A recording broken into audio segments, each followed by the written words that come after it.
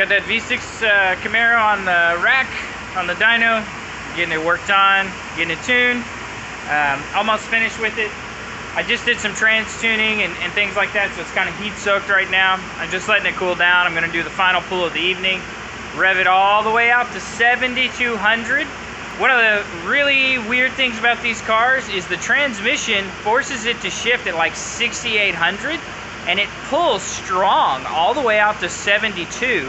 And the factory rev limiter is actually set at 72. The transmission is just so sloppy in these things.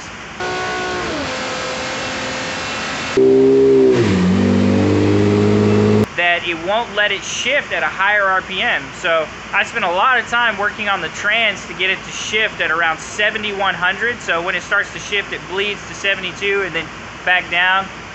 But it's not actually going to pick up a whole lot of power, but it's going to drive like a completely different car just because the transmission is actually going to shift when you command it to, and it's going to shift at the rev limiter instead of like way before the rev limiter. The other thing that I found about this car is that the knock sensors are super sensitive on it. Flex knock sensors. They're basically external knock sensors that connect to a controller that I can actually see what's going on with the engine for myself through a secondary system, not just relying on the factory settings or the factory knock sensors. What I had to do was disconnect this little bracket over here, get that out of the way so that I could actually bolt my knock sensor directly to the cylinder head. Then I've got a RPM pickup over here. That allows me to actually trace by RPM what's going on with engine noise. And I've actually had cars that had bad engines in them. I had a Nissan Titan that had a whole lot of piston rattle going on. And you can see it. When something is going on with the engine, you can see spikes going on. I've seen that on my truck because it doesn't have knock sensors. Part of the reason I invested in this so I could actually tune my truck. So whenever I was tuning my truck, you can actually see when there's a ping. The engine noise goes way out of whack, way out of line with the rest of them. And I'll show you that here in a second. So about to do the final pull on this guy, break it down and wrap it up on this one. That scat pack from the other day, guy actually dropped off some parts today that he wants me to install, so I'm going to try to see if I can squeeze getting those installed real quick and go from there. But let me show you these knock sensors. So this is the handheld unit from those knock sensors. You can do everything from here. You don't actually need a computer, but you hook up the sensors and power and ground, your RPM, all that stuff right there. And then I run USB over to my tuning laptop. This is what their software does. I prefer to use this, that way I can monitor in real time. Those dots right there are actually the engine noise, and this orange line is the threshold. And what happens is if something peaks above that threshold, it'll count it as knock, but you can also visually see it. One of these dots will jump way up here, and it'll be obvious. It's not even like, oh, it's a little bit out of line like that dot right there. No, it's like bing, way up here if it's actual engine knock. So here's what this car looked like on the first drive. Every single one of those cells is knock retard. And this is just driving it around at part throttle.